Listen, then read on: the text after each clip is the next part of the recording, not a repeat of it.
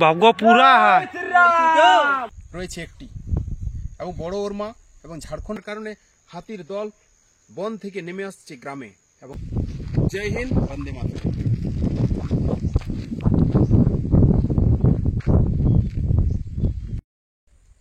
আয়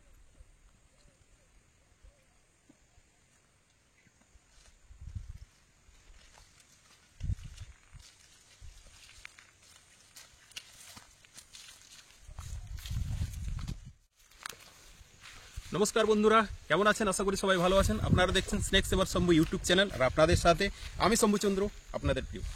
তো আজকে যে বিষয় নিয়ে আপনাদের জন্য এসেছি, তো শুরু করা যাক ভিডিওটি।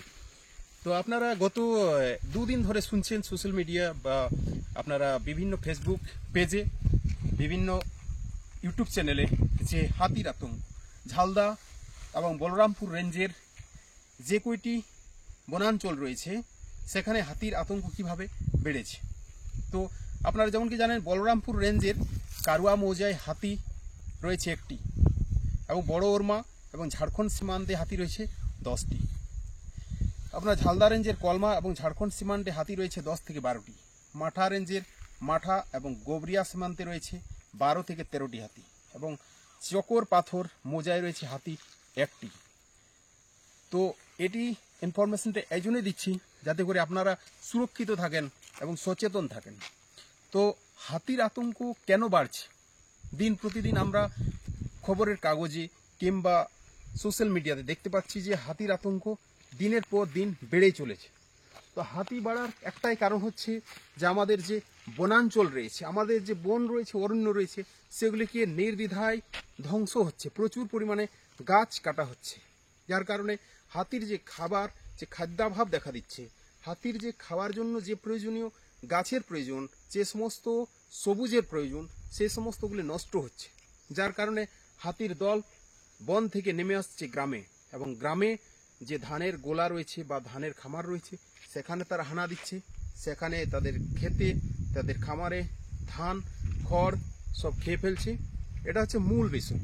তো এই পথে যখন তারা আসে, হাতি গ্রামে আসে, সেই পথে যদি কাউকে পায় কিংবা কারো বাড়ি যখন প্রবেশ করে, কারো বাড়ি যখন হানা করে, সেই বাড়ির মধ্যে যদি কাউকে পায়, সেই হাতির আক্রমণে বা হাতির হানায় মৃত্যু হতে পারে।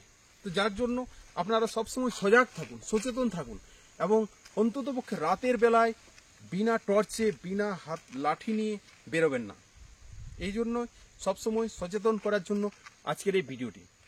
তো আপনারা বিভিন্ন জঙ্গল দেখেছেন, তবে জঙ্গলগুলি আমাদের বর্তমানে অনেকটা ঘন হয়েছে, কিন্তু এর কিছু আগে, কয়েক বছর আগে জঙ্গলগুলি যে পরিমাণে গাছ কাটা হয়েছিল, যে পরিমাণ বড় বড় গাছকে কাটা হয়েছিল, সেখানে জঙ্গলগুলি পুরোপুরিভাবে ছেদন করে শেষ হয়ে গেছিল।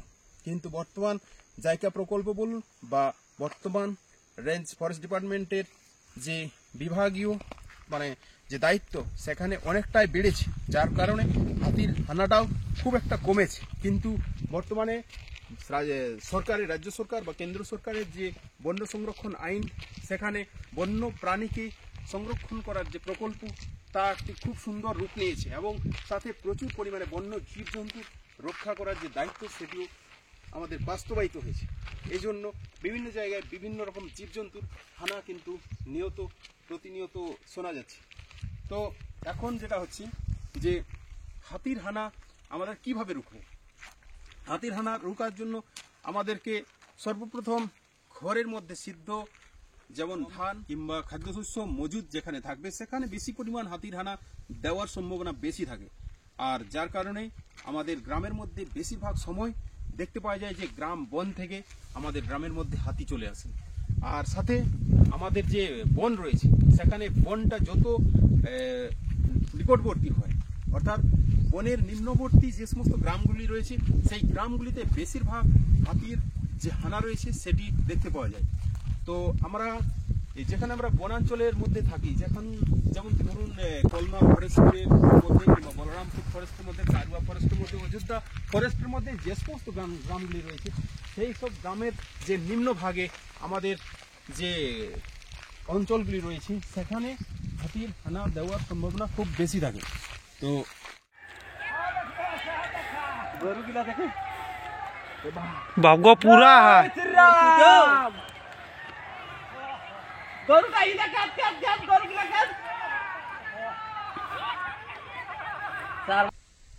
এতক্ষণ আপনারা দেখছেন স্নেক সেভার শম্ভু ইউটিউব চ্যানেল।